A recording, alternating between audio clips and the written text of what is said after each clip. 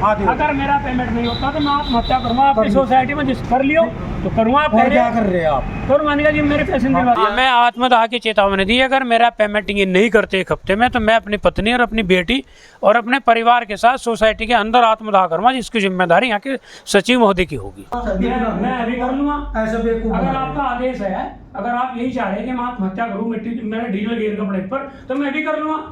अगर आपका काम चलता हो आत्महत्या की बात नहीं कर रहे हैं, जैसे आप कहे ना वैसे कह रहे हैं, तो मैं उनसे फोन करा लड़ियो जाकर लड़ो वहाँ जाकर। क्यों लड़ा वहाँ जाकर? हम गन्ना दिया हमने सोसाइटी को। गन्ना सोसाइटी काहे के लिए हमारी? हम इसके मेंबर हैं। हम तो सुनो मेरी बात, हम यहाँ चुनाव वाट आपको दें तो हमारी बात सुनो, वो पैसे कहाँ जाएंगे मांगना? हम तो लड़ लिए कई नहीं, हम तो आपसे लड़ेंगे। हम सोसाइटी को गन्ना दे रहे हैं, हम मेल को नहीं दे रहे। आपकी जिम्मेदारी बनती है, जिम्मेदारी क्या जिम्मेदारी निभा रहे हैं आप? हमें पैसे जो हमें जिम्मेदारी निभाई वही तो बता रहे भाई साहब। मुझे पैसे चाहिए, मुझे कितने हैं इस सोसाइटी में? डायरेक्टर कितने हैं? नहीं वो तो बात सब कितने डायरेक्टर हैं? डायरेक्टर तो सब जानते हैं। कितने डायरेक्टर हैं?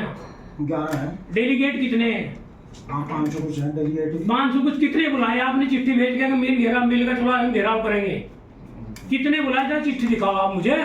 अब तो उनको दी चिट्ठी सीधे बातें कोई। एक मिनट, जब वो मिल आपकी बात नहीं सुन रहा तो एक मिनट डीसी मेरी बात सुनो, बॉडी कहीं के लिए भी बनाई किसानों आपके पास ने, इसी के लिए इसीलिए तो बनाई, अब हमारे लिए लड़ा। आपके पास डीसी है डीसी साहब कई बार होली माननीय मंत्री बहुगुणा जी हैं, सरकार आपके पास है। हम तो यहाँ गए। एक मिनट सुनो मेरी बात सुनो, मेरी तो सुनो। जब मैं कह सरकार इनके पास गए, चेयरमैन साहब भी गए, इनके पास मंत्री समिति, ये सभापति हैं गन्ना समिति इकबालपुर के सभापति हैं।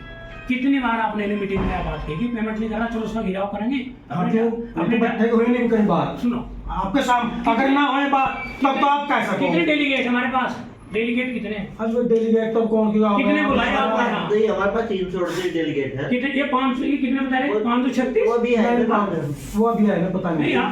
पता नहीं आप 338 है जी सोसाइटी का नहीं सर की लेटर दिया है।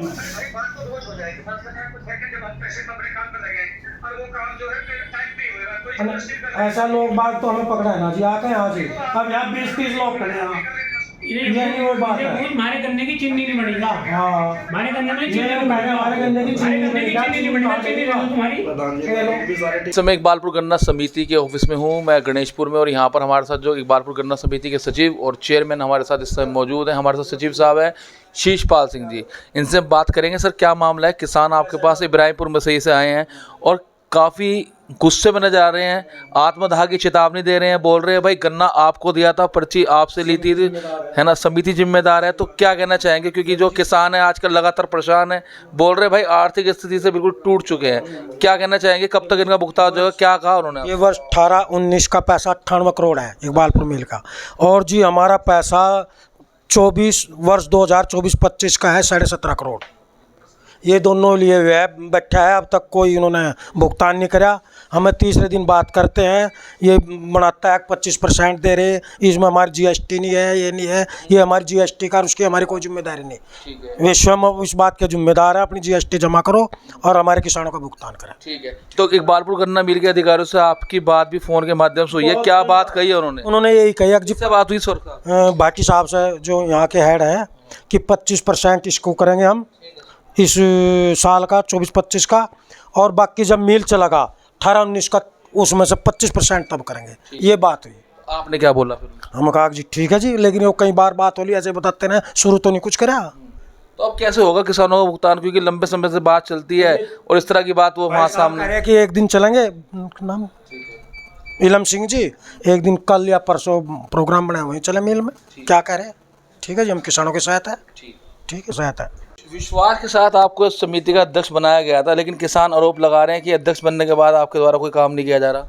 नहीं, वैसे नहीं कह सकते। मैंने 22-23 में मैंने टेक ओवर किया, 22-23 में मैंने पूरा 100% पेमेंट कराया, और उसके बाद 21-22 का भी 11 करोड़ था, वो भी मैंने उस साल के पेमेंट से कराया। उससे पहले 17-18 का जो पेंडिंग पेमेंट था शॉर्टफॉल, वो भी उस साल से हुआ। पर नेक्स्ट ईयर बरसात की वजह से लोगों की मील में जो इतनी ऐसा क्यों हो गया कि आज यहाँ पर पूर्व प्रधान इलम चंद भी आत्मदाह की चेतावनी दे रहे हैं आपको और सचिव साहब को? लगातार यहाँ पर हंगामा हो रहा है, क्या कारण है ये?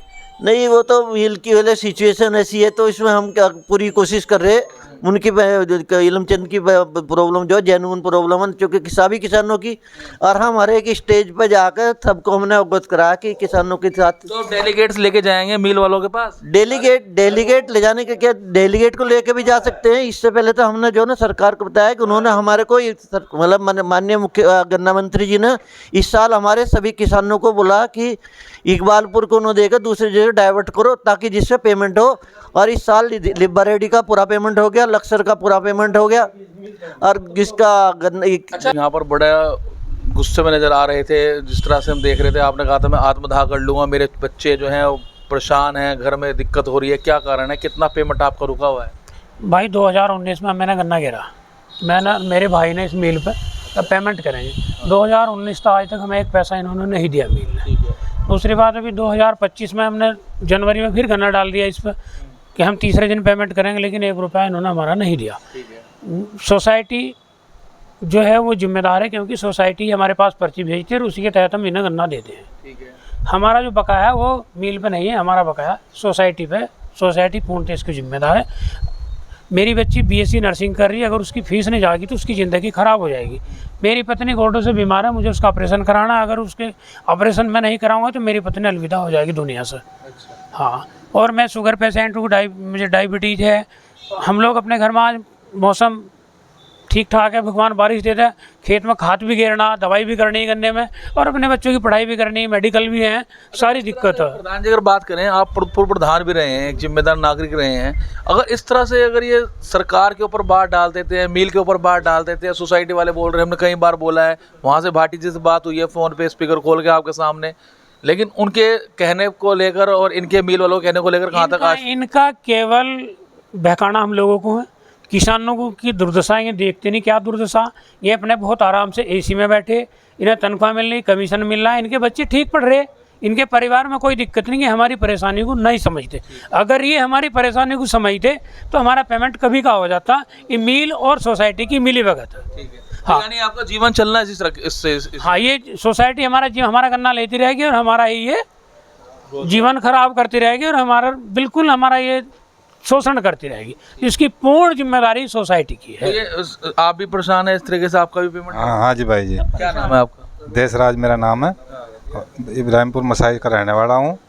ये 2018-19 का जो पेमेंट रुका है, खाली हमारे यहाँ पर्ची भेज दा, गन्ना ले लें, कोई गन्ने का पेमेंट देते नहीं है।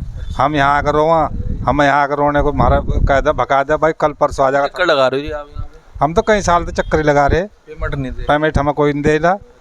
हाँ, फिर हमारा तो अच्छा, आत्मदाह की चेतावनी आपने दे दी? मैं आत्मदाह की चेतावनी दी। अगर मेरा पेमेंट ये नहीं करते 1 हफ्ते में, तो मैं अपनी पत्नी और अपनी बेटी और अपने परिवार के साथ सोसाइटी के अंदर आत्मदाह करूँगा, जिसकी जिम्मेदारी यहाँ के सचिव महोदय की होगी। हाँ, बिल्कुल मैं निश्चित कह रहा। तो लगता है ऐसा करना और ऐसा कहना जुल्म है एक तरीके का? नहीं, जुर्म है। अधिनियम के तहत भारत के संविधान के अंदर जुर्म है, लेकिन करता क्या? मरता हुआ व्यक्ति करेगा क्या? क्या मैं किस तरह मजबूर हूँ? क्या अपना जीवन हम कैसे चलाएंगे?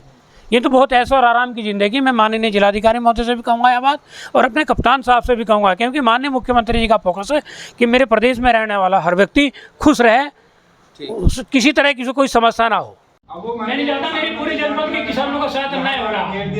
अन्याय समिति अन्याय